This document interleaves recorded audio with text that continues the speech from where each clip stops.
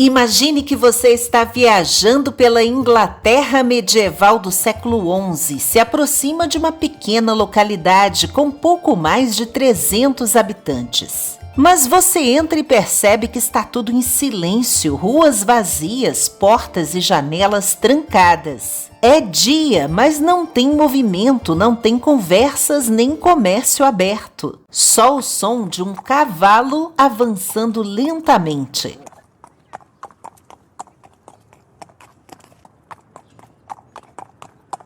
Sobre ele, uma mulher, completamente nua, coberta apenas pelos longos cabelos loiros. Ainda surpreso por aquela cena inesperada, outra coisa que você não sabe é que não deveria ter visto isso.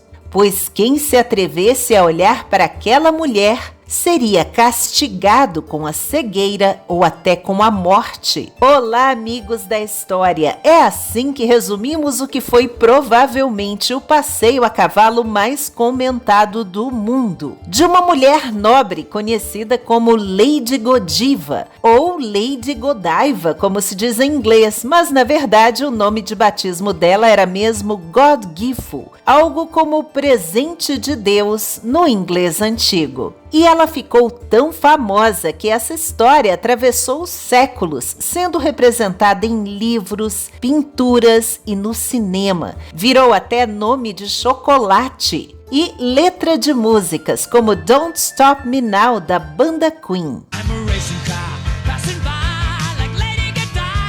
E até aparece na brasileiríssima música carioca Cátia Flávia, no auge dos anos 1980, com Fausto Fawcett e seus robôs efêmeros. Ficou famosa por andar no cavalo branco, pelas noites por pan, toda nua,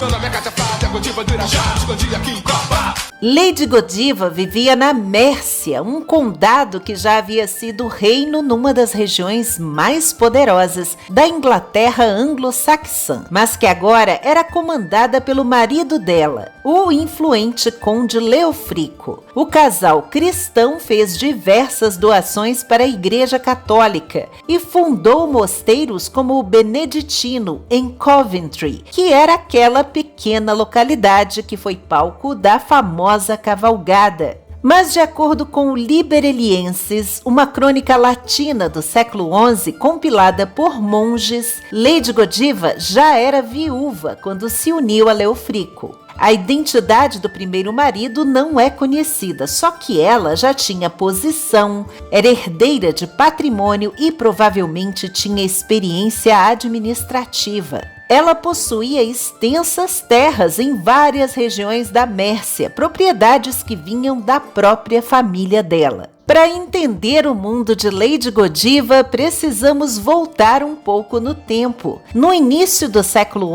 XI, a Inglaterra foi conquistada por um grande rei viking chamado Canuto, que criou um império que incluía a Inglaterra, a Dinamarca, a Noruega e partes do que hoje é a Suécia, o chamado Império do Mar do Norte. E depois da morte dele, o seu filho Harda Canuto assumiu o trono e aumentou drasticamente os impostos para sustentar as guerras. A cobrança foi tão pesada que na cidade de Worcester, 2 coletores de impostos foram assassinados pela população revoltada. A resposta foi brutal. O rei ordenou que Leofrico, o marido de Lady Godiva, devastasse a região como punição. Então essa mulher da nobreza viveu na pele a transição do domínio anglo-saxão para o domínio dos normandos. Só que ela teria intercedido pelo seu povo. Pediu ao marido que reduzisse a cobrança de impostos. E ele, talvez irritado, talvez confiante de que ela recuaria, teria lançado um desafio quase impossível. Só atenderia ao pedido se Lady Godiva atravessasse a cidade completamente nua. E para surpresa de Leofrico, a esposa aceitou.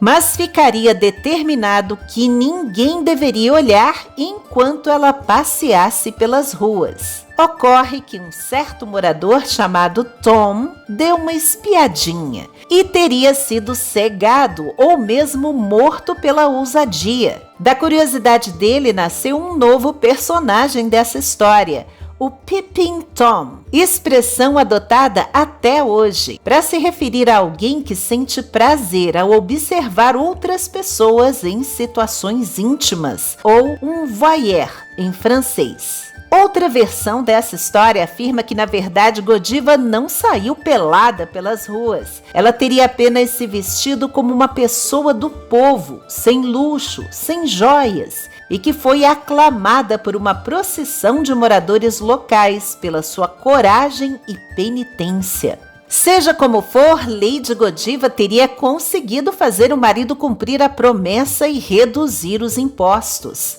O casal teve 9 filhos e ela viveu 10 anos mais depois da morte dele. E mesmo após a conquista normanda de 1066, quando grande parte da elite anglo-saxã perdeu propriedades e influência, Lady Godiva ainda aparece como proprietária no Domesday Book, o grande levantamento ordenado por Guilherme o Conquistador, que consolidou a nova ordem política na Inglaterra. Mas toda essa história sobre cavalgar nua pode ter sido uma lenda. Pois é, as referências a isso só começaram a aparecer quase 200 anos depois, nas obras Flores Historiarum, de Roger de Wendover, um monge do século XIII. Só que nada conseguiu deter a explosão cultural causada por Lady Godiva, uma mulher como tantas outras daquele período, dominado por homens e guerras, mas que ganhou o imaginário popular. Muito obrigada por assistir. Se gostou deste vídeo, deixe seu like, se inscreva para assistir outras curiosidades como esta e até a próxima com uma história a mais.